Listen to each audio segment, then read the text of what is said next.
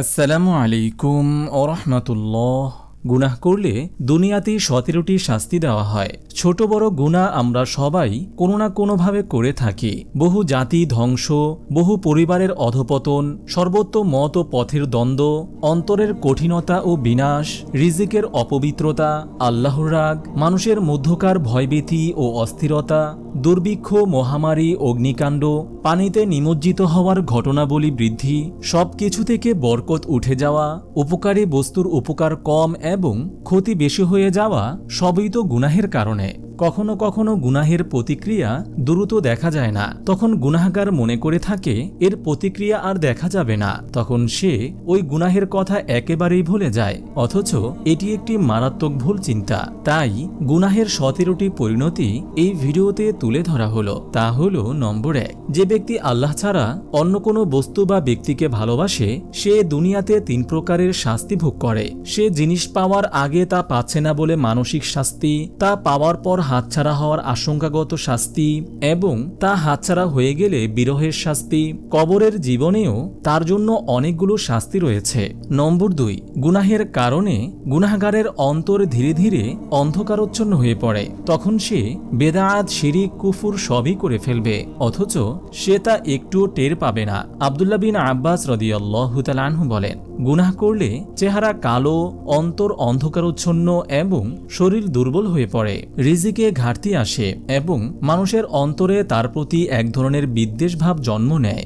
নম্বর 3, একটি গুনাহ আরেকটি গুনাহের জন্ম দেয়। পরিশেষে গুনাহ করতে করতে পরিস্থিতি এমন পর্যায়ে দাঁড়ায় যে গুনাহ থেকে বের হওয়া তার পক্ষে আর সম্ভব হয় না যতক্ষণ না আল্লাহ তাআলা তার প্রতি এ ব্যাপারে দয়া করেন।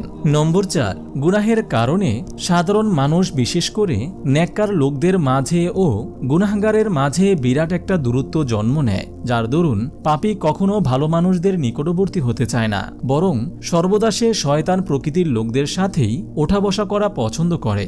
নম্বর 5, গুনাহ করতে করতে গুনাহগারের অন্তরে গুনাহের এক আস্তর পড়ে যায়। তখন বিপদের সময়ও তার অন্তর তা কাটিয়ে উঠতে তার সহযোগিতা করে না, আল্লাহ তাআলার কাছে ফরিয়াদ করতে চায় না, জিকিরে ব্যস্ত হয় না এবং একমাত্র আল্লাহর ওপর ভরসা করতে রাজি হয় না।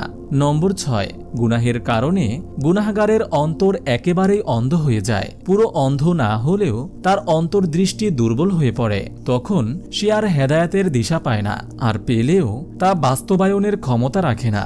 নম্বর 7, গুনাহগার ব্যক্তি ধর্মীয় জ্ঞান থেকে বঞ্চিত হয়, কারণ ধর্মীয় জ্ঞান হচ্ছে নূর বা আলো, যা আল্লাহ তাআলা তার ইচ্ছা অনুযায়ী যে কারোর অন্তরে ঢেলে দেন, আর গুনাহ সে নূরকে নিভিয়ে দেয়।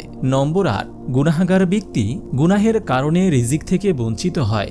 সাওবান রাদিয়াল্লাহু তাআলা আনহু থেকে বর্ণিত, নবীজি সাল্লাল্লাহু আলাইহি ওয়াসাল্লাম ইরশাদ করেন, নিশ্চয়ই কোনো ব্যক্তি গুনাহের কারণেই রিজিক থেকে বঞ্চিত হয়। ইবনে মাজাহ হাদিস নম্বর 89।